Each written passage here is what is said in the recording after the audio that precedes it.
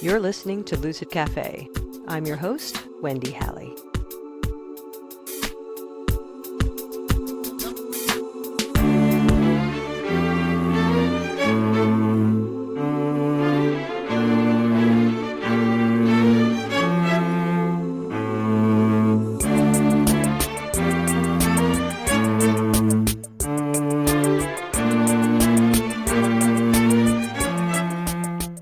Hello, friends. Thank you for tuning in to another episode of Lucid Cafe, a podcast exploring healing, consciousness, and the complexities of being human. It's hard to believe, but we're closing in on the end of Season 4. How'd that happen? No idea.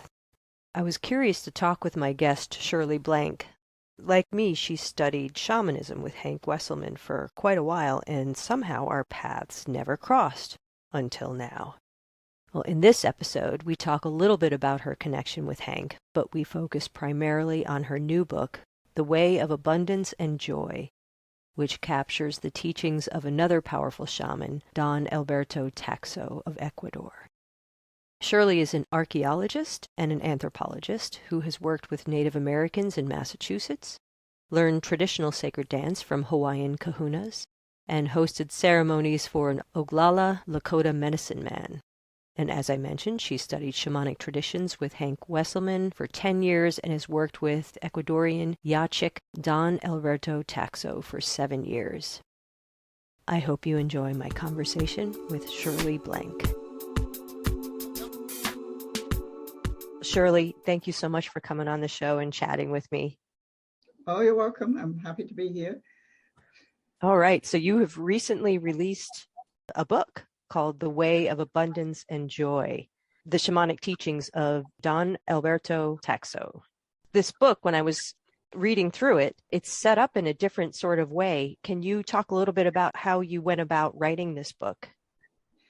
Yes. Well, okay. He asked me to do so, to write something, and it was the result of a dream, which I can get into in a minute if you want.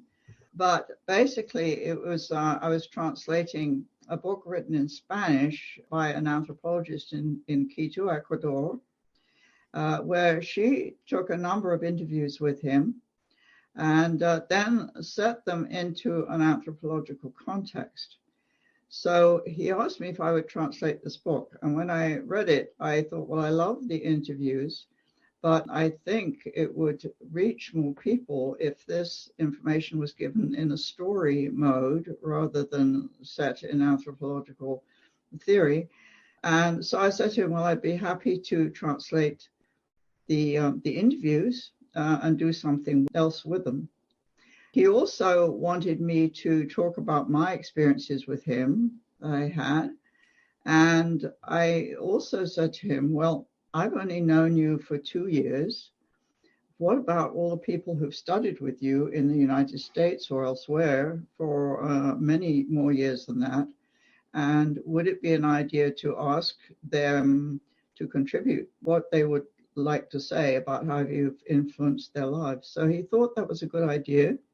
And he gave me a list of people and he had their emails. So that was easy to connect with them. So that was how the third part came. The first part is his upbringing, and the second part is his teachings. A large part of each of those are translated, but also some of my work. And then the third part is the reflections of the students and associates. Yeah, one of whom is John Perkins, who's a well-known author, and then Itzhak Beery, who is also has published quite a bit about shamanism. Yeah, I was fortunate enough to be able to have John Perkins on the show as well and had a really cool conversation with him. Yes, yeah. Well, I did an interview with him, so yes. So some of them are interviews because people didn't feel they had the time to write something, but others have written their own pieces. So it's quite a varied format, how it all came together. Yeah, no, that's why I wanted to ask how that came to be, because it's it's almost like 3 books in one. Yes, right. I guess it grew organically. Yeah.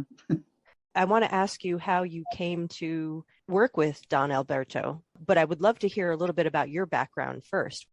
How did you even get introduced to him, or how did you even enter the world of shamanism? Yeah, well, that's a bit of a long story. I mean, I studied archaeology and anthropology in college in England. I think I grew up as a child close to nature on my grandparents' farm in Bedfordshire. I used to wander around the fields and the woods, and I would pick the wildflowers and so forth. And then there were also archaeological monuments in the fields, around where we were, that I was curious about. And there were some that my parents, who were historians, could tell me about, and others they couldn't. So that was what got me initially interested in archaeology, right? And then when I got to college, I got into anthropology as well, a study of peoples who are different.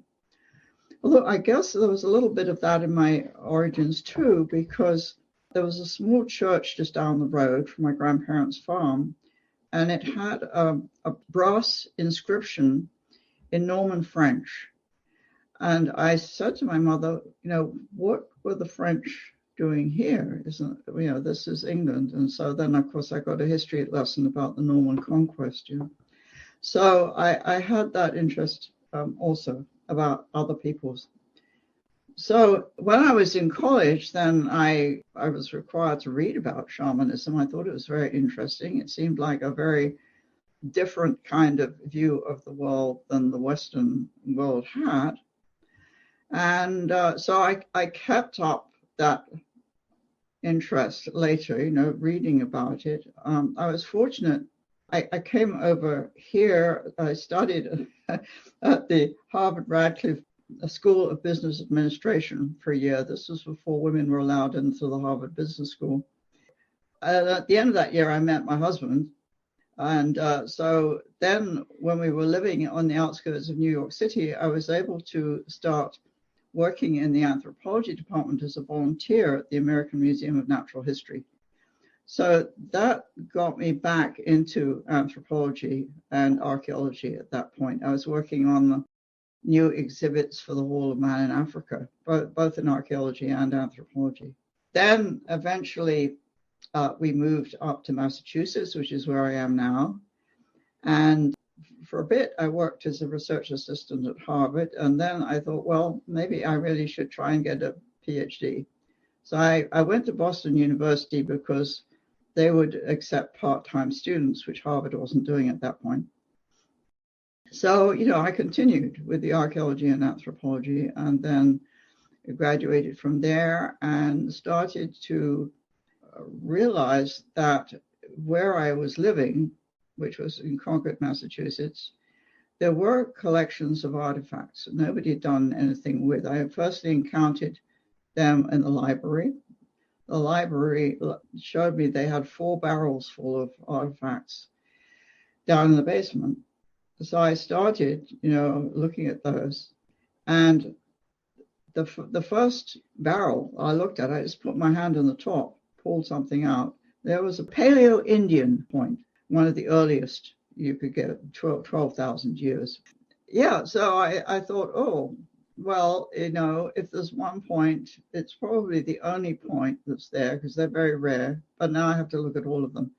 So that got me started, really on studying the archaeology of that area. And so for many years, I've been, identifying and cataloging this material. And I just finished about 2 years ago, and there were over 30,000 artifacts. There was also a Native American lady in the town who was sponsoring a Lakota ceremony, and I ended up sponsoring one of those too. So I had some connection with the Lakota. I also got to know the local chief who was in Boston, and he became a good friend. So I had that connection that was kind of building. Because of my friendship with him, he was trying to promote powwows in Massachusetts to build the Native American community there. And so I saw the value of dance. The dance is a method of getting people together. And I ended up being able to join a sacred dance group locally. So that was another interest that I pursued. And then that sacred dance group was part of the Sacred Dance Guild, which is now international, and they have festivals every once in a while. They had one in Hawaii. And I took a class in Hawaiian hula. It was male style hula, which actually put me into an altered state. And so anyway, one thing led to another. It was eventually a friend in that group that said, there's a South American, Ecuadorian medicine man who's going to be speaking about 15 minutes away from where you live. And you might be interested in going. And so I said, yes, I think I might be. I haven't heard anybody like that speak in some time. That was what initially got me into meeting Don Alberto. So that's rather a long introduction. But, so I don't know if you want me to say more about what happened then. Why don't you tell me about how you actually met Don Alberto? So he was giving a talk in a small community that had their own place where you could have meetings. And it was a rather hot, it was very hot June evening. I almost didn't go. And then I thought, well, maybe I will. I managed to get myself out of the house. And on the way there, I began to feel kind of nervous and excited. And I thought, why am I feeling this way? I don't have any reason to feel this way. And then I got there, and he was very low-key. He was really giving an introductory class in shamanic journeying. It's a method of really accessing your intuition, your ability to dream, but while you're awake. And it's usually done through drumming and maybe singing, and it changes your brainwaves so that you sort of access that dream world. It stimulates the imagination. So this is really the source of a lot of information, or it can be, both creative ideas or advice. So anyway, he was doing this, and then the interview. He had some literature set out, so I looked at it because I didn't know anything about him. So I saw then that he was a shaman of the elements, earth, air, fire, and water. And then I thought, I ought to tell him about my dance group, because we were going to be doing a dance to celebrate water in connection with a global water initiative, which was to fight pollution. And we were going to be doing this at the Old North Bridge. So at the end of the session, I got hold of the interpreter and asked her to tell him this story. He didn't speak English, and at that point I really didn't speak Spanish. And so he was standing about 15 feet away from me, and he wasn't facing my direction. So then he heard the story, and he spun around, and it was really an extraordinary effect. I mean, it was like a laser beam. It came from his eyes. It curled as it came towards me, and then it dazzled me. I mean, it came right into my eyes, dazzled me. And I thought, what on earth was that? But I think the interpreter didn't see it, because at that moment she asked me a question which sort of broke the atmosphere. And I didn't have a chance to try and say anything at that point. Anyway, this really caught my attention. I thought, I have to try and find out what this was. Well, then the lady who was hosting that evening, she wanted to go to Ecuador, try and get more healing from him, because she'd had damage from a fall. She asked me if I would go with her, and I said yes. And she wasn't planning to go until about 9 months later, the following summer, which gave me that amount of time to relearn Spanish. I'd learned it in high school. So by the time we went, I got to a point where I could hold a basic conversation at least, because I really wanted to be able to talk to him if I went. Eventually, there was a moment when I could, when we were alone, when I could talk to him. So I said, what was that light that came out of your eyes when we first met? And he sort of shuffled his feet, and I think he was wondering whether I could take, what he was going to say. And then he said, well, it was a signal. So I said, what kind of a signal? And he said, well, we've known each other in previous lives. And that really knocked me backwards because, I don't, my cultural background doesn't know anything about past lives. Yes. Okay. I sort of took a deep breath. So anyway, I didn't try to pursue it. Oh, wait a minute. Yes, I did pursue it at that point a little bit. I said, well, what were we doing? And he said, well, we were healers in an indigenous environment in Colombia. But then he cut me off and he said, however, what's important is not the past, but it's the present. So that was how it all started.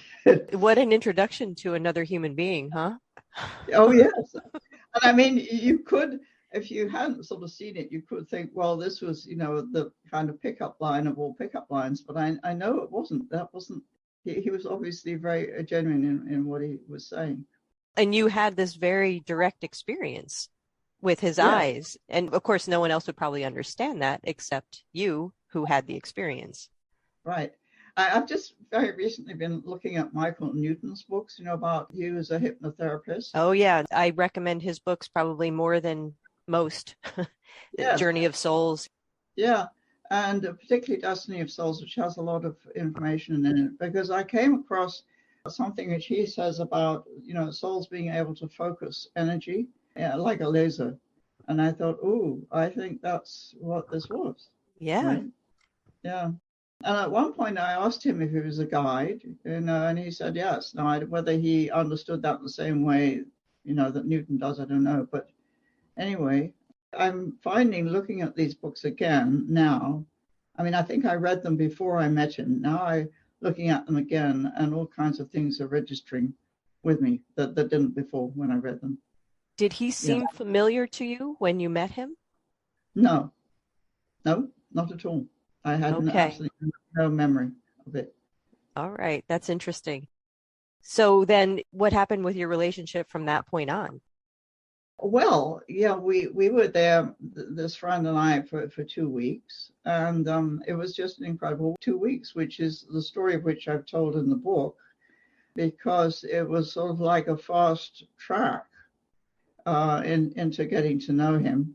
He took us on what he said was a pilgrimage. We rented a car, he drove, but he started out lighting a fire outside, blowing his conch shell, giving prayers in Quechua, which is his language.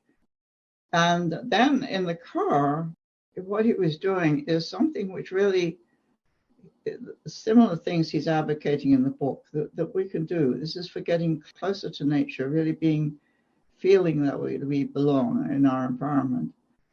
He would, drive along, and if sometimes there'd be a little bit of a shower, all right? So he'd open the car window, put his hand out, and feel the rain. And I think he probably was also giving thanks, but he didn't do it out loud at that point. And then he might stop the side of the road, and we would look at a flower or smell a leaf. There's a plant which has lemon scented leaves, which are just lovely. Or we would stop somewhere and make a little offering to the environment. If it's a place that appeals to you, this is something that you can do. So it was sort of a lesson in how to connect with your environment on a daily basis in a very simple, easy fashion. So then I think the first place we stopped in, it was actually a sweat lodge ceremony that he was conducting.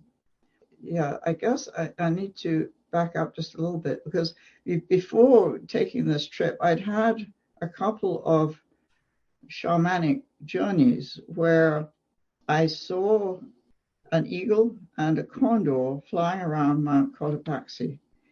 I should say that when I first met him, he had taken a poster off the wall, which has a picture of Cotopaxi, and showed it to me and said, this is where I live. Right. The Yeah. shamanic journeys you had were prior to meeting him? No, they were after meeting him. Right. Okay. But in the 9 months, right, between meeting him and going. I see. Okay. All right. But they weren't in his presence. They weren't in his presence. No, it was after I met him and he had gone back. So I had a small group that was doing shamanic journeying here, right, where I live. So this was, in, of course, a couple of those meetings. So seeing the eagle and the condor flying around the Mount Cotopaxi, this is an expression actually of his orientation of they had a prediction, that the eagle, which is in big terms is the North America, and the condor, which is South America, would come together and create a new civilization, like nobody's ever seen. His idea was try to further this image, this prediction. So I'm not sure if I knew about it. I think I must have known about it at that time when I had these shamanic journeys. But the sense I got was that he was the condor and I was the eagle, flying around Mount Cotopaxi. And each time I thought, this is really weird. I mean, I don't know why I would think I was that. He's an important shaman, and then who am I? So I thought it was somehow my ego getting in the way. All right, to go back to the journey he took us on. So we went to this gathering of people who were having a sweat lodge. And he introduced me to them as the Eagle of the North. And again, I really sort of fell backwards, but I also froze because he handed me his drum and he said, sing a song. What? Yes, right. What? And, I just froze for a few seconds, and he came up to me and whispered in English, en inglés, en inglés.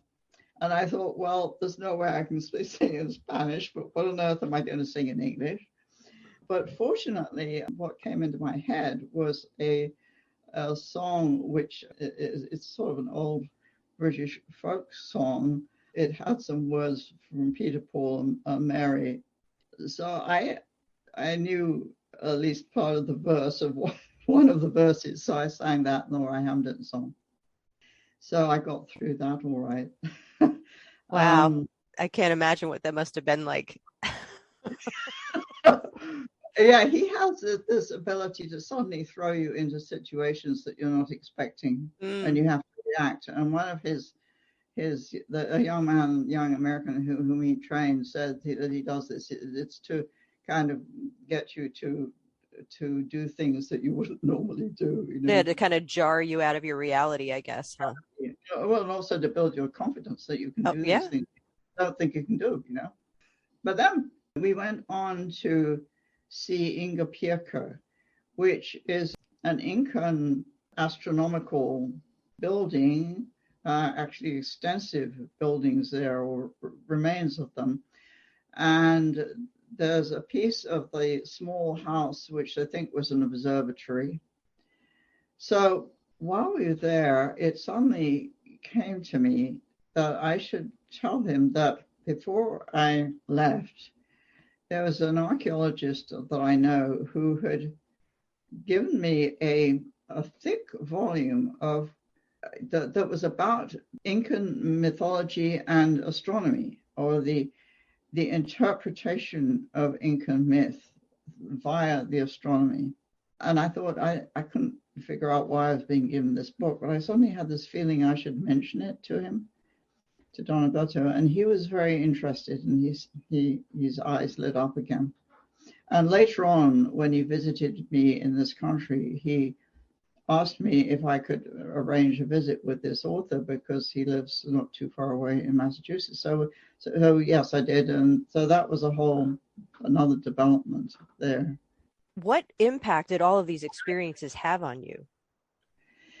Well, initially, I mean, I was kind of, it was one thing after another happening for 2 weeks. And I've only said maybe about half of it, but I didn't have time really to reflect on it immediately, but it was something that I've been thinking about ever since, in a way. I mean, he gave me an initial training in being a healer in his tradition. He also told me this phrase, which I didn't know what it meant. I'm a Yachak. Well, a Yachak I knew was a medicine person. Mama, I thought, well, it sounds like a woman, probably a medicine woman. What I didn't realize until later was that it's actually another higher level. It's a leader.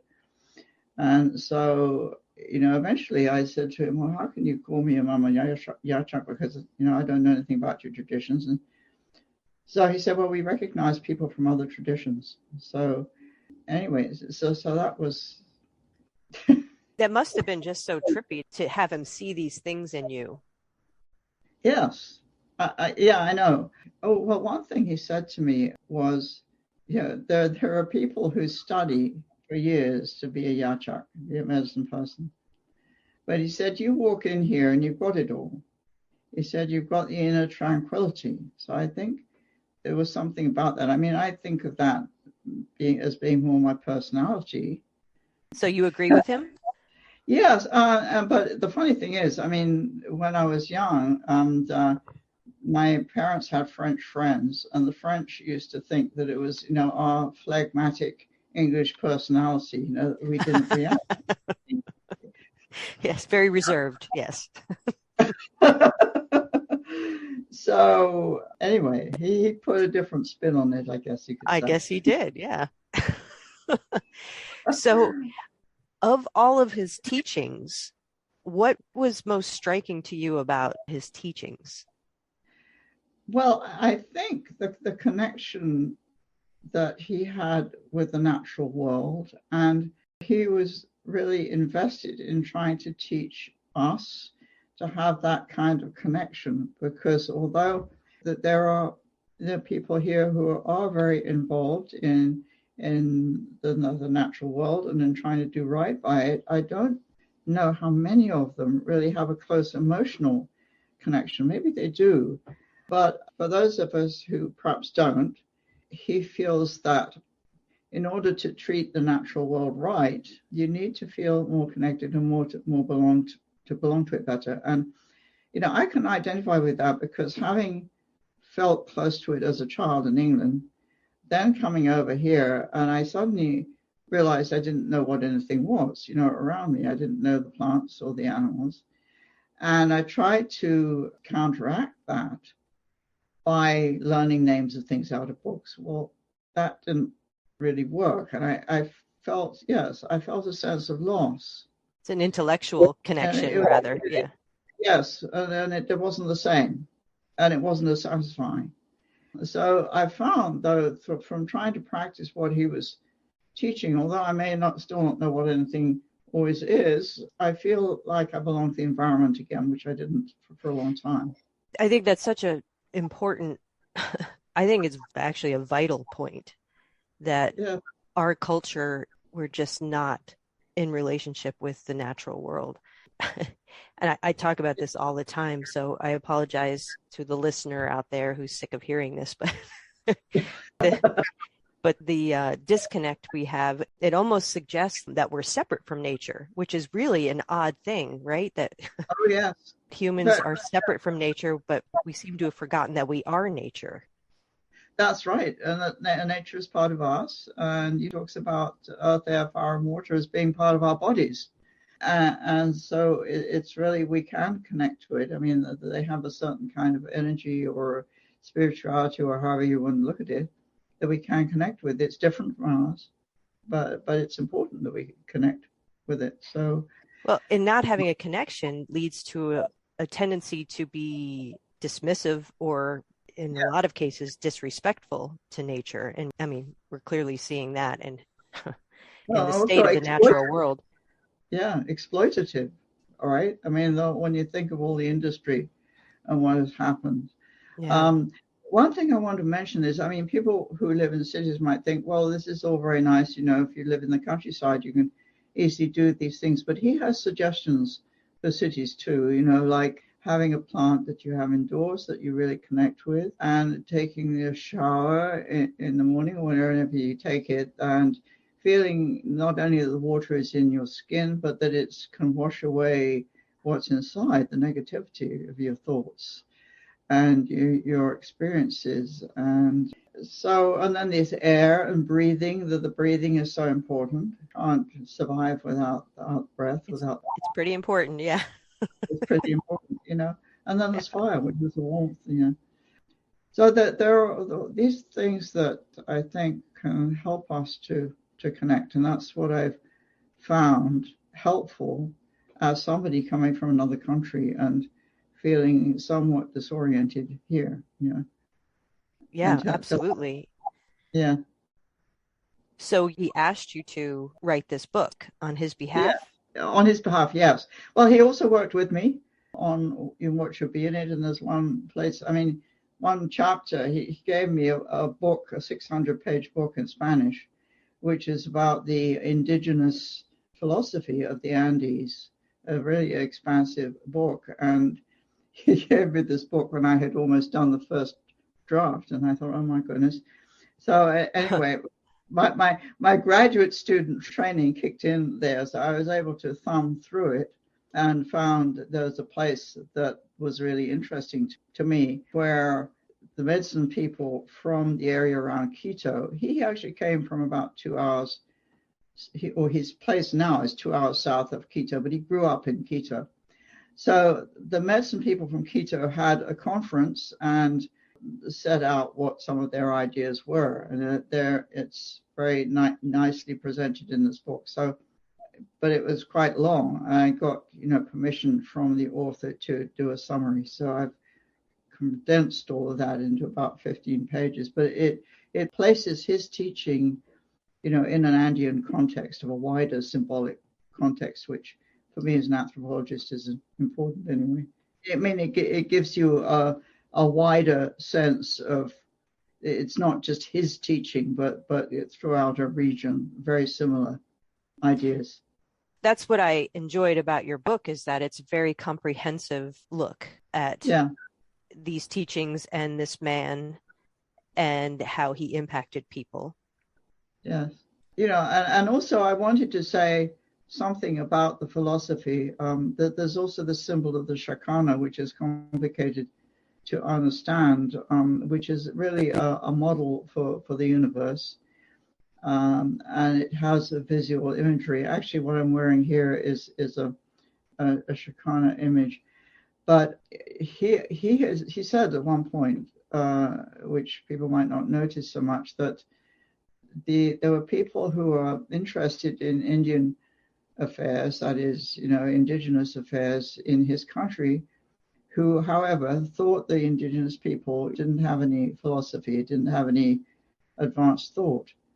So I wanted to present these very complex, advanced ideas, which I did in one chapter. So I think that's probably a common thought amongst Westerners of indigenous philosophies, that there probably isn't any. Isn't any, yes. It's really, the word primitive is still in the background, even if people don't actually say that out loud now. That's what they're thinking. Yeah, you're probably right. Yeah. So, but it really isn't, they're advanced civilization. It's quite sophisticated, actually, the worldview. And one of the things that interested me too about him, that's in one of those chapters, is that, his father foresaw that he was going to have interactions with the West. He sent him to learn about different kinds of different aspects of, mainly of Christianity, but also of different sort of esoteric Western philosophies, so that he would have some idea of what he was going to be confronting, if he came and taught in this country. And his end result after doing all of that was to think, well, his own traditional teachings really were broader and had more to them, and he was able to build on them. But again, there was a stimulation from his connection eventually with Francis of Assisi. So all of these things are really interwoven and very broad. I mean, that was one of the things that interested me about his whole approach to things. It was very open, very inclusive. Well, an important thing when you're trying to bridge two different cultures, right? Yeah, yeah, yeah. I asked him once if he studied Buddhism at all, and he said no. But I think, his approach probably is somewhat similar to Buddhism. I'm not sure. I don't know that much about it. You had mentioned a visionary experience that you had had. Can you tell me about that? Well, we went to a sacred lake. This was on the way to Ingapirka, or maybe it was the way back. And there's a man-made promontory that sticks out into this lake, and there's a bank, and it's grassy. So my friend and I were there, and he also had his partner and their young son, and they had a picnic on one side of the bank. He told us to go and make our prayers to the lake and make an offering. I think probably he gave us some breadcrumbs or something to do that. So we went around the other side of the bank and then parted company a little bit, went our separate ways. So I was very close to the water. And I thought, what do I think I'm doing here, praying to a lake? I'm supposed to be Christian. Right? And then I thought, well, I don't think I need to be this scrupulous about it. I can just give thanks for being in this place at this time, right? Which was what I did. And then immediately, out of the corner of my eye, I saw Don Alberto. He had a condor feather with him. He dipped it in the water, and he flicked it at me, and it hit me full in the chest, and I felt it. And then he put the feather in the water again, flicked it again, and this hit me full in the face, and such that I stepped backwards. And then I looked directly in his direction. There was nobody there. So I thought, this is odd. I mean, it seems like it was an initiation of some sort. He disappeared quickly there, but he never said anything about it to me. So then we had a very busy day. I mean, this was in the middle of the day. It was noon. It was gray, not anything special. We went sightseeing. We looked on stalls that were selling goods. So it wasn't until the end of the day that I had a chance to really think about this experience. And I then realized I didn't get wet. And my shirt wasn't wet. My face wasn't wet. I didn't have to dry myself off. And I thought, oh my goodness, I think I had just taken this as something that actually happened. I think this was a visionary experience. It shook me up because, when I'd done shamanic journeying, I always knew whether I was in a dream state or not. In this case, I had not known. It was spontaneous, yeah. It was spontaneous. I thought it had actually happened in this reality. So I thought, well, I'll have to ask him tomorrow. So I did. I sort of said a little bit diffidently, were you actually there? And he said, no, I wasn't there. I told him what had happened. So then he got excited and his eyes started flashing. And he said, he said, that was a gift to you from the power of water. The spirit of water. It's not actual water, it's the power of water. And this is an important gift for healing. You can use this in healing. Then, a couple of days later, we went to the town of Baños, which is at the foot of the mountain Tungurahua, and it had hot springs, and there's a waterfall which is about 100 feet high, a small one. So he took me to the foot of the waterfall and said some prayers. He was holding my hand. We were very, very close to the water. We stepped onto stepping stones in the water. So don't know definitely what he was doing, but I think what he was doing was following the indigenous practice of making a dream reality, bringing it into the real world and sort of fixing it there through ritual. At least that's how I understood it. I didn't question him about it. So that has been an important experience for me. And I haven't really had very much opportunity to use his kind of healing. But I do belong to a healing group in my church, and he came and participated in that one Sunday. He folded himself into what we were doing. And so I feel these things fit together. That actually the method you use, it doesn't really make that much difference. It's about your intention, huh? It's about your intention, yeah. Well, and it's what you understand maybe culturally too, Yeah, that makes sense. Yeah. But what a powerful experience to have. Yeah, so this is one more, in your building catalog of unusual experiences. All in 2 weeks, yes. Mm-hmm. And the last one was really the couple of days before I left, and he took me up to he had an apprentice and his wife there too.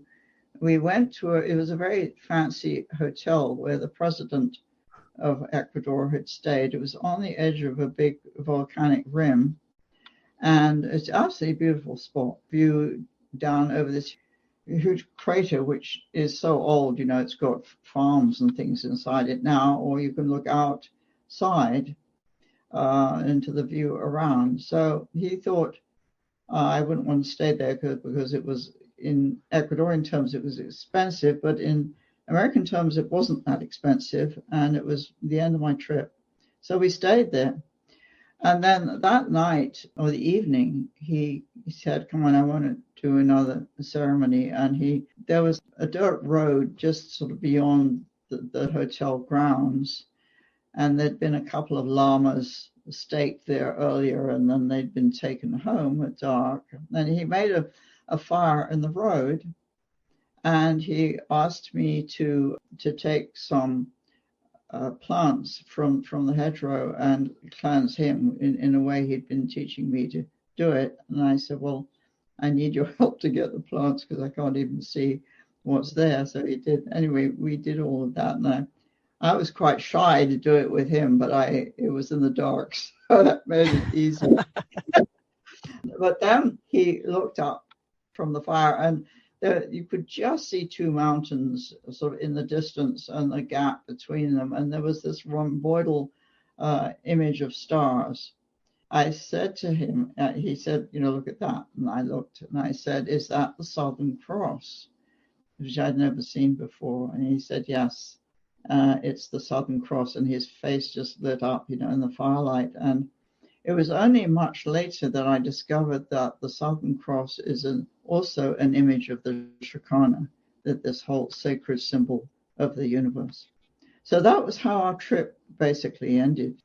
Wow. And then you were like floating 3 feet off the ground, right? Yes. for a bit after that. Yeah. Yeah. Really powerful. I have to ask you about your relationship with Hank. Oh, okay. Did you know Hank? Yeah. Russell, yes. Well, yeah. I mean, I mentioned before that I had been reading about shamanism for a long time. And then I learned first about Michael Harner. I think I read his book. And I took a weekend course with him. This was in the 80s. Yeah, it was interesting what happened, but I was a bit nervous. I think looking back on it, I was a bit scared of the whole thing. I wasn't sure. I really wanted to get into it. So I didn't pursue that. And then it was after I had gone to this Hawaiian dance festival that I mentioned. And I found myself getting into a sort of an altered state where my emotions were swinging up and down between really enjoying the dancing, learning that, and also I had a sense of grief. I lost a Native American friend. Yeah, I wasn't, it was my British reserve, I wasn't comfortable having all of these emotions swinging up and down. But then I stayed in Hawaii for a bit after that, and it seemed to me that there was really sweet guitar music being played everywhere all the time. And it was only when I went back there a couple of years later and there was no music, I thought, well, I think this was inside my head, the music. Anyway, I had a friend that I talked to about this experience, and she said, I've got just the book for you. It's by Hank Wesselman, and it was his first Spirit Walker book about Hawaii. So I read this, and I realized that he had a strong connection with the American Museum of Natural History, that he had grown up in New York, really liked to go there. That's what I thought of when you said that, because I knew you had this connection with Hank. And as you were saying that earlier in our conversation, I was like, I wonder if that's how Shirley connected with Hank over the Museum of Natural History. And also he was doing this archaeological research in Africa. Yeah, so reading this, I felt like, I had a lot of points of connection with him. So I decided to email him. I thought, well, either he'll answer or he won't, and I'll just give it a try. So I wrote him quite a long letter, and he replied paragraph by paragraph, giving me answers. And then, at the end of it, suggested, that I might like to take a course of him. So I thought, yes, I think this is the right man for me to learn from. And I very much enjoyed his teaching, and so I did that for 10 years. Graduated finally from his consortiums, or no, that wasn't what they were called, but anyway, that was the continuum. Continuum, that's right. Thank you. Yes. Yeah. That's nice. Yeah. One thing about Hank is that he was very accessible as a teacher and very responsive to students and inquiries. It seemed like if somebody emailed him, he would email you back. Yes, and I think that's perhaps somewhat unusual. I don't know, but anyway, I was impressed by. Yeah, I think it is. So I felt he became a good friend, and I was very glad that after several years gap, I took his internet course, which he did, in the course of which he passed away, and I actually got to speak to him on that course, and he promoted my book, which wasn't yet published. But anyway, that was very nice. Yeah. Yes, he was very supportive in that way. And that's how I figured it out, because he wrote the foreword to your book. Yes. And he had also, at the end of my sessions with him, he said, asked me please to try and write a book about the philosophy of some indigenous sage. And so he said that to you, huh? He said that to me, yes.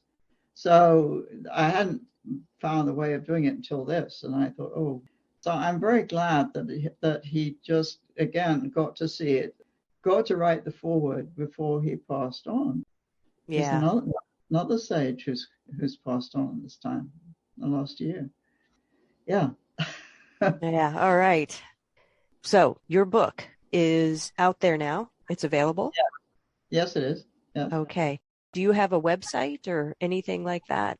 No, I don't. So, you could go through either through the publisher, which is innertraditions.com, or of course there's Amazon, or I hope people might go to their local booksellers too and support them. So it's available in all the usual places? In all the usual places, yes.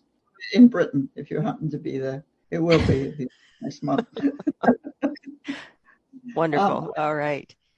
I think I might just add that the third section with the students' reflections, somebody did remark to me who'd got through the first two parts, well, they didn't think that the third part would be as interesting. And I said, I don't think that's true at all, that people have very different reactions to him and very different experiences. So it's really worth reading the end of it as well as the rest.